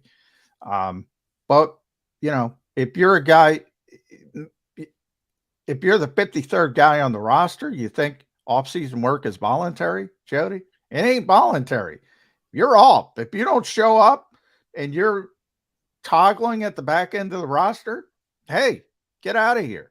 It's not voluntary for those guys. Exactly. Been nice knowing you. And you mentioned 53rd guy on the roster. So my last question before we punch Ed Kratz up, the emergency quarterback thing. They put it back into the NFL. it needs to be guy on the 53-man roster. And then you get a 46th active player, but he's got to be on the 53 to begin with. Does that mean that 47, isn't it? What's that? We're already at 46. I think this bumps it up to 47. Okay, so they stretch it to 46. That makes it 47. How many inactives were there each week this year? Depends on how many healthy players. What was it again? Sermon, who and who? Yeah, the book of Sermon. Who was the third one? We'll have to get Ed Krause up there, but Kratz, you'll know it. But you have only if you keep Oh, adding. Josh Job. The book of Job. Job and the sermon from the book of Job. There we go. That was the Eagles inactives most of the weeks this year. Do you believe their third string quarterback, their emergency quarterback, will be off and on the 53-man roster this year? Oh, it has to be. It has to be. No, you don't have to have an emergency quarterback. No, you don't have to have. But the Eagles, I mean, to have an emergency quarterback, he's got to be on the 53. Right. So my question to you is, will they have their third string quarterback as one of their 53? The Eagles typically want to keep three quarterbacks. They're one of the teams that wants to keep three quarterbacks, likes keeping three quarterbacks. And if they don't have three quarterbacks, it's usually because the third quarterback is pretty bad. But they want to keep, and before this rule, they wanted to keep three quarterbacks. I mean, they kept Ian Book last year. They're gonna keep three quarterbacks and take advantage of this rule. And I think they should. I think that's the way to go. 2011, and we got to get to Ed Krause. We'll talk about this with Ed. So let's break now and sort of get to it with Ed. But they're going to use three quarterbacks, no question about it. Yeah, they did have Book as the book of Sermon of Job as their inactives this year. I know you guys had fun with that on a week in, week out basis. All right, we always have fun when we punch up. Ed Krause, been a couple of weeks. He was on vacay. He looks rested, relaxed. No, he doesn't. He looks like Ed Krause. And he'll come back and join Mac and Mac next here on Birds 365. Weather forecasting is a team game. We rely on each other every day, updating the models and passing along new critical information. We have a team of 5 experienced meteorologists and a specialized weather producer, Paul. Say hi, Paul. Sometimes what I see in the model, Cecily could see something different. That's when we come together as a team to make our most accurate prediction. And all of this backed by more than 100 AccuWeather scientists. It's a team game. And we have the best team in town.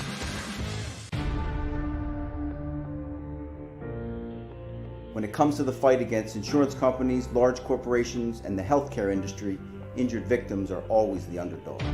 But that doesn't worry us. At Messa & Associates, we're an injury law firm from Philadelphia, and we come to fight.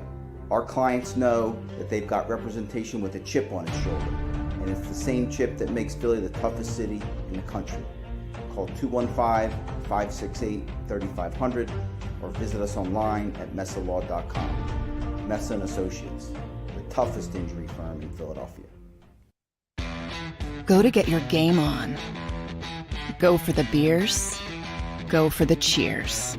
Go for the hit and the hits. Go for the stakes and the stakes. Go to get your parlay on. Go to get your party on. Go for the scene. Go for the screens. Go for the gallery. Go for the win. Go to Ocean. Visit theoceanac.com to plan your visit.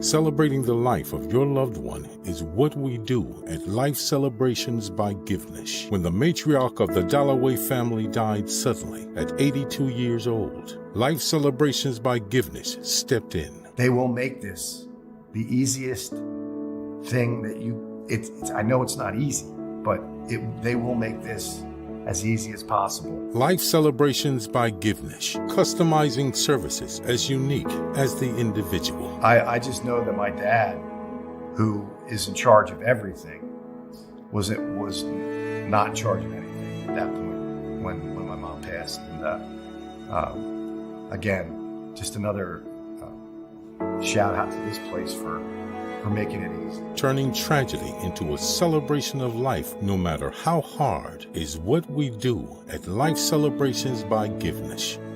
Life Celebrations by Givenish, customizing services as unique as the individual. EAGLES, Eagles.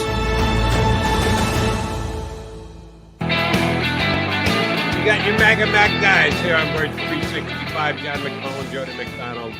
A quasi-Mac joined us. He looks like a Mac to me. Ed Kratz, Johnny's running mate at Sports Illustrated. Good enough to hop on. All right, here's where I'm going first. And this is for both of you two guys, but you specifically, Ed, because I know you posted about it, I think, on Sunday on your sisite.com. But I'm going to use a John McMullen phrase here, the mercenary market. They're not really going to bring back DeSean Jackson at midseason, are they? DeSean went on some podcast somewhere and said, oh, I'd love to go back and play. That's where I've had my most success. And I could do the Ndamukong Suh thing, like John has termed them, the mercenary market, in-season ring-chasing group. They're not really going to go there with DeSean again, are they? Well, listen, I don't think you can rule it out. If he stays in shape and he does all the right things during this period of inactivity for him, then who knows? You just don't know the twists and turns that a season's going to take. I mean, we would have been shocked if we talked about Ndamukong Suh and Linval Joseph joining the team last May. They finally did join in November, but we would have been laughed at if we were talking about them joining in May, like we were doing here with DeSean. But I think the Eagles receiving group is, kind of thread thin here. After AJ and Devontae, it's kind of a mishmash of guys. I mean, I know they brought in Olamide Zaccheaus and, they have him and they have Quez still on the roster, but it's a pretty thin group. Britton Covey, Devin Allen, maybe Devin Allen takes a step up. Devin Allen was at rookie camp in the early part of May. So, we'll see. If something were to happen to Smith or Brown, from an injury standpoint, I don't think you can rule out DeSean Jackson if, like I said, he's doing the right things and he's staying in shape. Yeah, I'm hoping Olamide takes over because I've learned how to say his name, much like Halapuli Bati. I'm hoping Halapuli Bati comes back, just for that reason. Well, he's playing for that juggernaut Detroit Lions now. I mean, yeah. Oh yeah, Jeff Stoutland got him paid. He should get some residual checks for developing Halapuli Bati. When it comes to DeSean, though, I mean, is he going to show up and play 3 plays and strain the hamstring? I think you're right from this perspective, Ed.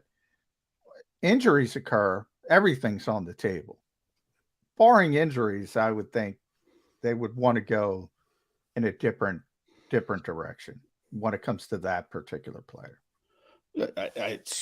Sure, I would agree with that. But listen, if the Eagles are sitting there at 6-0 and you lose AJ Brown in week 7, then the whole dynamic changes, and you wonder maybe it's a 3 games and out with a hamstring injury for DeSean, but you don't know that until you were to bring him in and see what he has left. And again, I think it would be a desperation move. I don't think they're going to bring him in August to be the punt returner over Britton Covey, but again. He could be in play should something calamitous happen, in the first month or so of the season. By the way, as an extension of that, real quick, sorry, Jody. Quez Watkins, are you buying that they're still high on him and hoping he has the bounce back, or is that a little bit of lip service? And where are you on the Quez Watkins meter? Yeah, I think they're I know he's been mentioned as a possible trade candidate, but what are you going to trade him for? You're going to get a late round pick. I mean, at this stage of the year, I think he offers more value being on the roster. I know that his drop in the Super Bowl kind of really put a harsh spotlight on him, and he had a couple plays where that led to interceptions when Gardner Minshew was filling in for those couple games. Maybe Quez didn't fight hard enough for the football on those plays, but if you get rid of Quez Watkins, then you're really thin at the receiver spot. I mean, if you look at this group, it's a cast of who are these guys like Tyree Cleveland and Charleston Rambo, and it gets real thin real fast if you get rid of Quez. So unless you're going to get a second-day draft pick for him, which you won't, he offers more value on this roster than not. I tend to agree on that one. It's been a while since we had Jan, if I'm not mistaken, since before we heard from the two Eagles coordinators this year, the newbies coming in, replacing Shane Steichen and Jonathan Gannon. I put X amount of stock into what they have to say. I defended Nick Sirianni in his first press gathering when he kind of fumbled through it. People wanted to see him fired before he'd ever coached the day here in town. It's his first time. Therefore, I think both Gannon and Desai did pretty well. We all want to read between the lines and think we know what their offense or their defense is going to look like. The side of the ball you're on with Johnson and Desai. Give us your first impressions of the two coordinators. How much stock do you put in what they said? Or do you just like, I got to show up because Sports Illustrated is paying me to it. But between you and I don't give a crap till they get out there on the field and actually show me what they're going to do. How do you handle the two new coordinators here in Philadelphia? Yeah, I think, this roster is good enough to run back to the Super Bowl, right? So I think these two coordinators and how they adjust in their roles is really kind of a under the radar situation for Philadelphia. I mean, we just don't know how Johnson is going to do calling plays, right? He seemed to talk a good game, no pun intended, when he was asked about it. I think John asked him the question about, the play calling and how he thinks he'll do with that. But we don't know until he gets into the fire of a game how he's going to respond. And, Sean Desai, again, Howie did a good job bringing him pieces. I mean, how would you like to be the defensive coordinator that takes over for the first time with a new team and you draft, Jalen Carter and Nolan Smith and Keely Ringo and Sidney Brown? I mean, that's a pretty good package of players to give you if you're the first-year coordinator. So how he chooses to deploy them, we'll see. I mean, there has been talk that it's going to be a lot of the same principles that Jonathan Gannon had in play, and maybe that will be the case, or maybe Nick will give him free rein to kind of put his own personal stamp on it beyond what Gannon did. So, until we actually see them on the field, and maybe we'll get a glimpse once OTAs begin, and I'm not really sure how much we'll see even there. We're probably going to have to wait until the end of July and August and training camp and the preseason games to kind of get a flavor of how they're going to do. But there's no question that there's a big spotlight on these two guys because this is a roster that, again, on paper, looks like it could make another run to the Super Bowl. But we'll see how the coordinators do. Yeah, I'm with you. I think I used that same term, Ed. I said under the radar. And you mentioned spotlight. I think there should be a bigger spotlight because we went through this, right? Super Bowl 52 when the Eagles won. And you remember, new normal. Hey, man, this roster's loaded. They're ready to go back. They're the new Patriots. You had the new normal stuck all over the place on the walls. And they lost Frank Reich and John DeFilippo. Now they're losing the offensive coordinator, the defensive coordinator. And I think not everybody, but I think a lot of people are like, it'll be fine. It'll be fine. I don't know if it is going to be fine. I think there should be a bigger spotlight, especially coming off what we just came off. We just saw. And Doug, by the way, as he's proven in Jacksonville, he's a pretty good offensive mind himself, but didn't do a great job losing Frank Reich and John. Why isn't this more of an issue? Or not, I shouldn't say issue, but more of question, at least an open-minded question. Yeah, well, I did write about it recently, but, we've touched on this, and you guys, I'm sure, have touched on it since, is that, one of the keys, there were many keys to the Eagles' success last year, and one of them was the fact that they had the same coaching staff coming back from year one under Nick Sirianni to year two. They didn't lose a single person from that staff, and that continuity and those teaching principles really, I think, benefited this team last year. I mean, I thought it was curious when A.J. Brown said last week that, I think it was A.J. Brown, that Brian Johnson's putting his own, or maybe it was Dallas Goedert. But anyway, they said he's putting his own plays and his own route running and his way of running routes and patterns and what they're supposed to look like. Johnson's doing that with this receiving group. So, you know, it's new. It's something that's different. It's something that the Eagles didn't have to go through last year. And remember, the Eagles got a late start to their offseason program this year. Remember, it was a week past everybody else. I think it was April 24th. So they chose not to do that extra week. Now they're starting OTAs on May 30th, which is pretty late. So they're confident that, you know, this is just going to be a well-oiled machine and things are just going to progress the way they did last year. And I'm not so sure that's going to be the case. These coordinators are going to want to do things a certain way, have a certain look to the, you know, some of the things that they're implementing. And, you know, we'll see if the players can adjust in what is kind of a shorter period of time than most teams are doing. Ed, when you guys had the chance to talk to the coordinators, you got your group of veterans that you get every single year. They have a couple of guys who have been here before and going to be important guys on the team, get that media session in, and then they won't bother them until after they have to face everybody else. And one of the questions that ran through most everyone was about the Super Bowl hangover, that the records are what the records are. After losing a Super Bowl, it seems to be very difficult to get back there. Chalk it up however you may, Super Bowl hangover, call it what you want.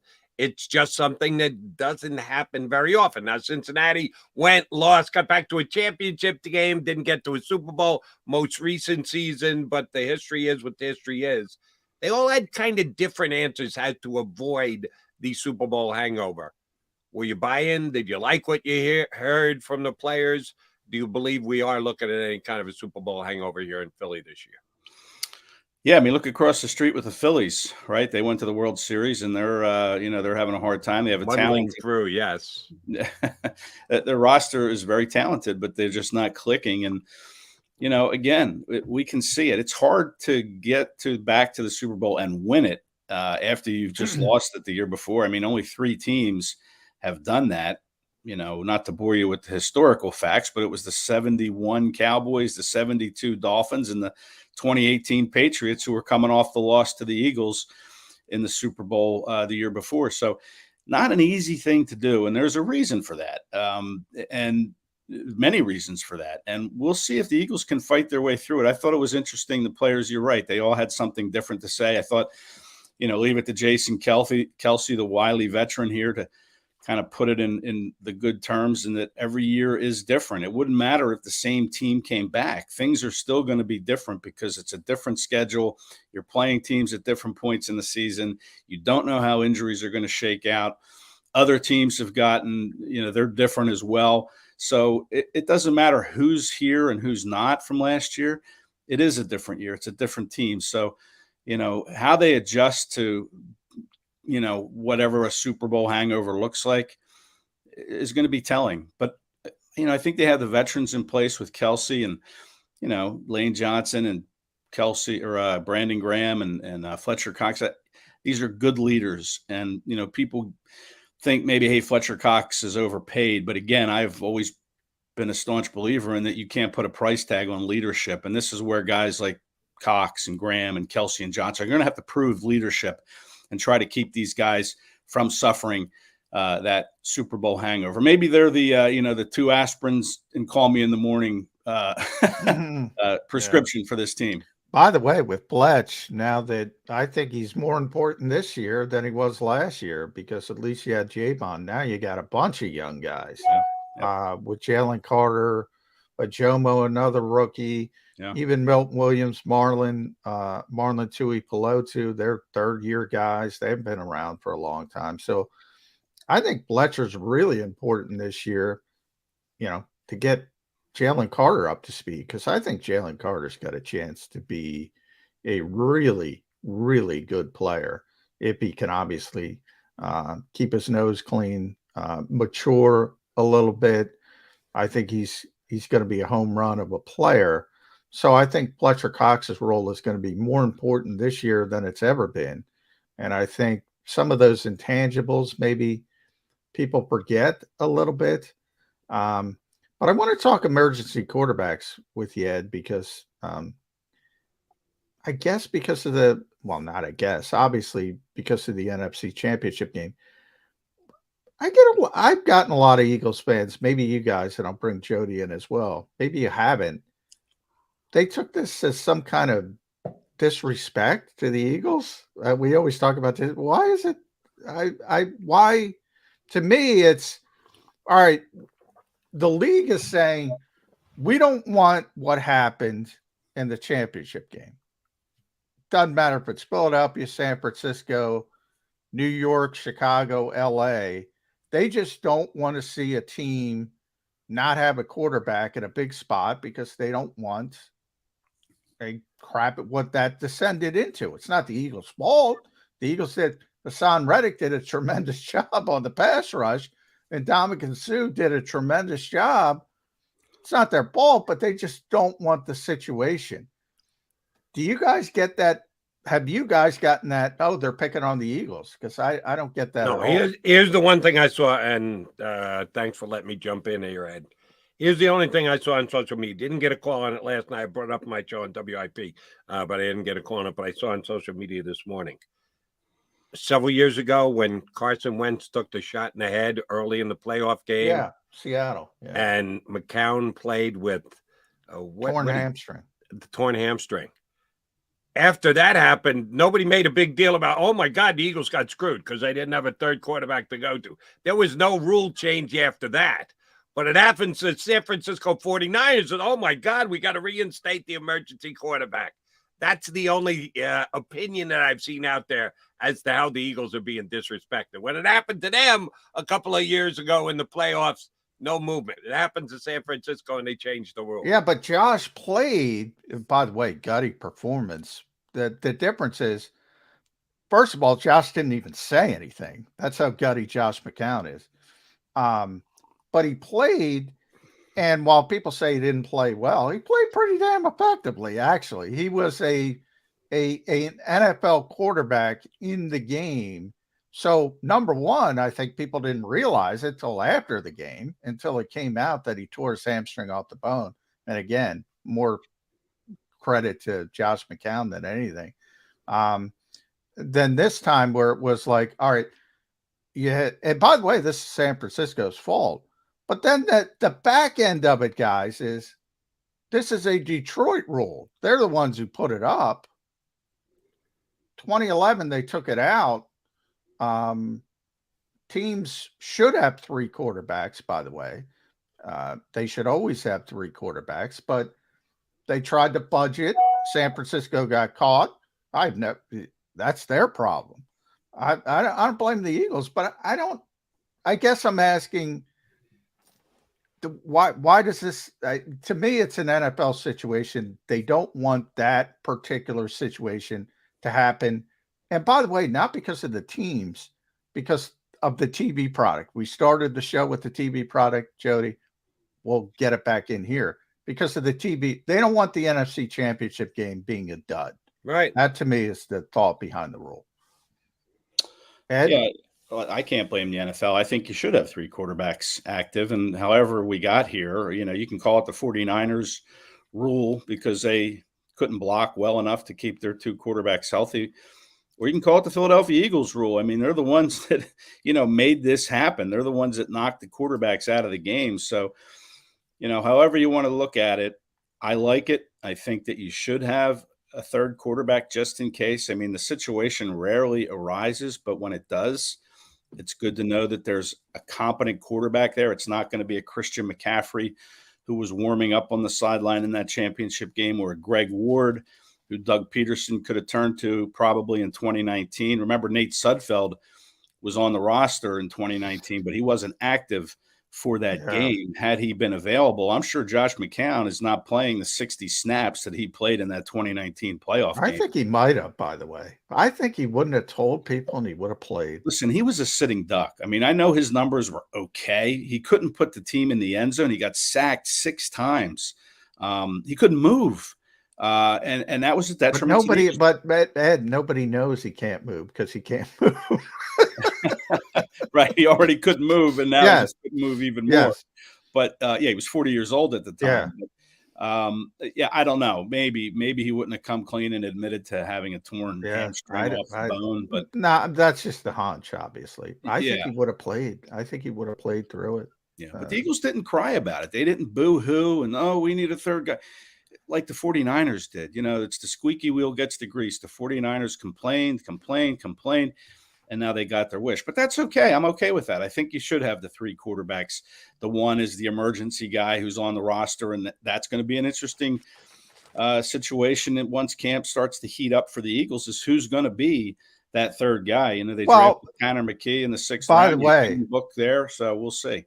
The irony of it, did they even have a third quarterback?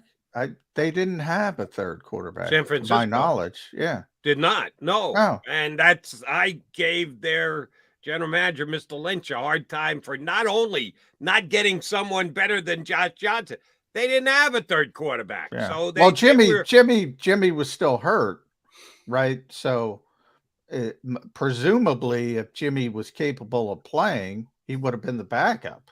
I would think, even if it was. I don't know. Did they have it? I don't know if they had a quarterback on the practice squad at that time. I don't think they did. I don't remember. I don't think they did. They were down because remember, Brock was number 3. Josh would have been number 4. They signed Josh off the street. They didn't even have they would have been the 5th quarterback. So I think it's more to do with we don't want this situation in the NFC Championship. Yeah. Well, now teams can plan accordingly. I mean, whoever it was, if it was anybody for the 49ers for that game, he wouldn't have been active anyhow. He was, yeah. You know, and the fact is if you're down to your third string emergency type quarterback, I mean, chances of you winning the game have gone from, you know, already slim to probably none if you have already gone through 2 quarterbacks and have to put whoever it is your third guy out there. Yeah. I got a strategical question for you, Eddie Kratz. Our buddy Ruben Frank did the homework on this in his Rube's observations, not this week, but the week before. That all 3 of the Eagles' main running backs, and all apologies to Boston Scott because I got 4 guys now, and to our Trey Sermon, although Nick Sirianni might want to tell you how great Trey Sermon is. He's number 5 right now. DeAndre Swift, Kenny Gainwell, and also Rashad Penny. All 3 of them in their careers, when they've had 10 carries or more, their yards per carry greatly exceed in games that they have less than 10 carries. When they carry 10 times or more, a yard and a half more per carry as compared to when they have less, which means they're all good when they get work, when they get into a rhythm, when they get it going. Are they going to try and do that this year? Are they going to try and pick out a guy and have him be the quote-unquote lead guy, or is it going to be shared week in and week out? The numbers were pretty stark. You could look it up in Ruben's column. I don't have it in front of me right now, but all 3 seem to play better when they have a good, solid workload on any given Sunday. How are they going to run those running backs in and out this year, Ed Kratz? Yeah, I didn't see Ruben's piece. He does a good job with, you know, that type of information. But stat stuff, yes, he does. The stat stuff he does. I'd like to see, and maybe he did. I think all running backs. Yeah. Have a higher. Jody asked me that. Here's my spin on it, real quick, Ed. I'm like, it makes sense to me. If you got the hot hand, they give you more. They feed you more. So if you're having a good day, they feed you more. If you're having a bad day, they're like, all right, let's go to the next guy. And the assumption that you're going to get better if you're having a bad day, maybe that's not a great assumption. That's how I take it. Yeah, I think every running back would say, give me the ball more, and I'm going to be more effective as the game goes on. I understand the Eagles are very analytically driven. So maybe that plays a hand in their thinking going into a game and say, let's get, you know, Penny had a good game last week. Let's ride him again this week. Let's get him to 10 plus carries and, you know, see where he is. But, you know, Nick has said in the past, he rides the hot hand. And, you know, Miles Sanders has always been that guy. The Eagles really don't have, to me, a true number one. They have a couple guys that can be the number ones. And I think that's what they're going to do. They're going to ride the hot hand and see who's carrying the ball best. And if it leads to 10 to 15 carries for Penny one week or Swift the other week, or Gainwell even. We saw Gainwell's role grow last year. Then so be it. I mean, I don't know if we'll have 1,000-yard rusher for the Eagles like Miles Sanders did last year, but I think you could see 3 guys with 500-plus yards on the ground. All right, at Kratz Ed Kratz. Follow Ed on Twitter, si.com, /NFL/Eagles. Does a tremendous job. Should have stayed out in San Francisco for Super Bowl 60, by the way, Ed. Just stay out there. The Bay Area getting Super Bowl 60. I'll keep it with Jamal Singleton's group since we were just talking about it. End it here with you. Is it going to be Penny? Is it going to be Swift? Is it going to be Swift? Is it going to be Penny as the lead back? Give me an odds that it's going to be Kenny Gainwell. Give me, I think the Eagles like Kenny Gainwell more than people realize. Rashad Penny has the injury history. We all know he's talented, but it's tough to count on him. DeAndre Swift, guy's never run for more than 600. I think it's 17 yards was his top. It's not like he's a proven commodity. What are the odds Kenny Gainwell is the lead back on this team? Well, I think they're probably pretty, I don't know, maybe 20% that he will be. Jody's going smaller. You're going smaller. Yeah, it could be smaller. I mean, you didn't bring Penny and Swift in here to, sit them behind Kenny Gainwell. You brought them in here to play a role. And Swift, listen, if I'm Gainwell, I'm a little concerned. I know he had his role grow last year, but, remember when training camp started in the preseason? I mean, Nick Sirianni was in Kenny Gainwell's face several times.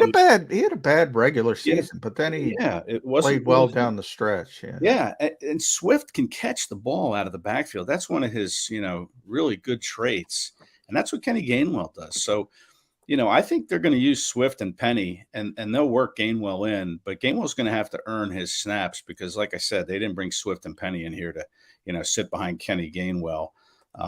Or even Boston Scott. And I love Boston Scott. I mean, that guy just knows his role, and they don't play the Giants till later in the season. What's Boston Scott going to do for the first 15 weeks of the season? He's going to be the bodyguard for Jordan Mailata and all those other guys that he stands next to during their press conferences. Yeah. I guess so. And by the way, I think Kenny Gainwell, because Miles Sanders cut the ball outside rather than ran it up in the first play of the Super Bowl, got a little bit more in the Super Bowl than he was supposed to get. John's been harping on that since Super Bowl Sunday, and I think he's right. Yeah, they got a little annoyed at Miles, and they turned to Kenny. Kenny didn't exactly lead the Eagles to victory in the Super Bowl either. I think people are overestimating what gains, pardon the pun, Kenny made at the end of the season. I think it's Swift or Penny. All right, Eddie Kratz, we kept you long enough. We appreciate it whenever you hop in. We hope you enjoyed your downtime because we like. I hope you get some rest, man. It sounded like you're going through rest. boot camp. I thought he was on vacay. Nah, he's doing hikes. He's going to Yosemite. I was in Yosemite Park hiking 8 miles one day. 8 miles, yeah. 2,000 feet to 6,000 feet elevation. Did you have like 60 pounds of gear strapped to you too? It was most challenging. Who did you go on this hike with? My son. How old's your son? He'll be 27 in June. Damn. I had him when I was 15. That tells you. No, my son, his girlfriend, and my wife, who is just a couple years younger. Your wife did it. So you're tired, but your wife's fine. Suck it up, Kratz. Get the job done. Yeah, what can I tell you? She's by the way, Ed's second most difficult hike is from the Eagles Media House to the NovaCare Complex Auditorium. That is a treacherous hike, by the way. Especially when it's raining. Those puddles collect on the sidewalk and you can't see them at night. You're stepping in them. Your feet are getting soaked. I don't think people realize that, treacherous. The trials and tribulations of Eagle Beat guys. Yeah, right. Eddie, good stuff. We'll get you up again in a couple weeks. Thanks, guys. Thanks, Ed. Special Ed here with us on Birds 365. All right, we're coming back. Got to put a bow on the show. We're running out of time here on Birds 365. Do you stream on a Roku, Fire Stick, Google TV, or Apple TV? Now you can watch 6ABC 24/7 with the 6ABC Philadelphia streaming app. And the big story on Action News. Search 6ABC Philadelphia and start streaming today. Go to get your game on. Go for the beers. Go for the cheers. Go for the hit and the hits. Go for the stakes and the stakes. Go to get your parlay on. Go to get your party on. Go for the scene. Go for the screens. Go for the gallery. Go for the win. Go to Ocean. Visit theoceanac.com to plan your visit. The greatest fans on earth. It's a bold statement, but would you expect anything less from Philadelphia? 58 years of heartache creates a toughness, a grit, a resolve not found in most.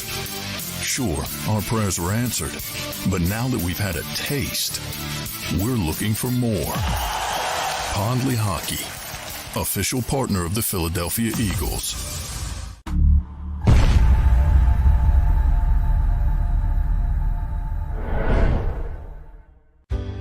Go passionately. Go fearlessly. Go confidently. Go Birds! Go confidently towards your goals with First Trust, Philly's hometown bank for nearly 90 years, and the official bank of the Philadelphia Eagles. We're focused on getting you over the goal line. So go with conviction, go with trust, Go Birds! and go forward with us by your side. First Trust Bank, the official bank of Philadelphia dreams. Oh, and go Birds. All right, did you know I was the mommy slam dunk champion? Really? Yes, really don't sound so surprised. Let's see it. Oh, you're ready. All right, here we go. Let's hear the crowd. So go to right, I go to left, fake 'em out. Mama, go up, up, up. She did it. Again? You can't avoid gravity, but United Healthcare can help you avoid financial surprises by helping you compare costs and doctor quality ratings. United Healthcare. Uh-huh.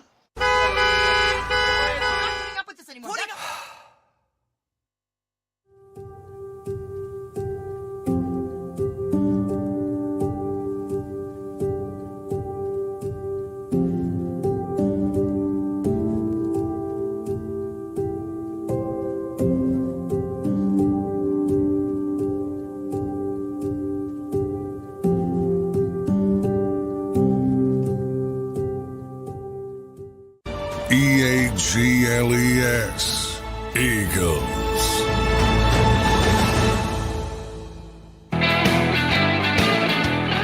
Coming down the home stretch, John Burton, 365, Mac. Tomorrow, NFL news. Yesterday, we had a bunch of things, the emergency quarterback and the streaming in to Thursday night and flexibility, being able to change games. And I don't think it's going to affect the Eagles, but I noted earlier, Jeff Lurie was one of 28 others, so he had good cover, but there were owners that did vote against it. And Eagle fans, I hope you don't get stiff during the year if you got travel plans going out to Seattle late in the season, that one becomes a Thursday night game. If it happens, just remember Jeff Lurie helped let it happen because he was one of the 24 votes that got it passed. So that was part of the business yesterday. You mentioned the Super Bowl is going to be out in the Bay Area 3 years from now. Vegas this year, I think it's New Orleans. Vegas, New Orleans, Santa Clara. Green Bay got the draft in whatever year that was. The next year's Detroit, and then Green Bay Green Bay in April, by the way. Ooh. Yeah, it might be as cold as May in New Jersey. I could go wrong. There might be snow. You never know in Green Bay. We shall see. Any other major issues that the owners have to work out when they're getting together this week? The biggest one left, I guess, which Roger Goodell is heavily trying to push through, is that touchback at the 20, which is so important to get done. And basically all it is, and he's trying to convince the owners that, hey, we got litigation. Let's protect ourselves as much as possible. And you could point to look, we're trying to keep the game safe and then play all these games on Thursday. And short rest. The false flag that is player safety is our top concern. I know where you go with that one. All right, Johnny Mac, we'd be out of time. We got our buddy on Wednesdays, Mr. Gill, joining us, working on who's going to join us a little later in the show. I'm here tomorrow. I'm in, unless, of course, the coffee machine breaks again. Yeah, the coffee machine. You gotta figure out the coffee machine. So you got your day. Eagles will have some player availability tomorrow as well. Tomorrow, in the afternoon, so and I'm sure if it's tomorrow, you have no idea who it is. Just no idea. Yeah. Zero. Way too early. Way too much in advance for the Eagles to let you know. Brandon Graham will be amongst the group.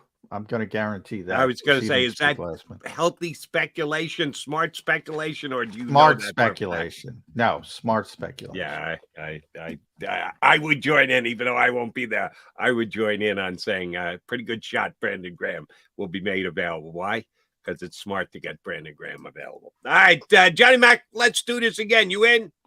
Let's do it. Mac and Mac back in 2 and 2.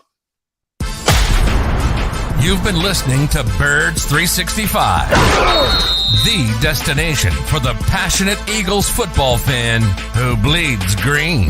If it's Eagles football, we're talking about it. Debate inside the locker room and guests that are some of the greatest football minds from around the region. We hope you enjoyed the show. We know we had a blast. Make sure to like, comment, and subscribe, and we'll be back soon. But in the meantime, hook up with us on social media at JAKIB Sports. See you next time on Birds 365.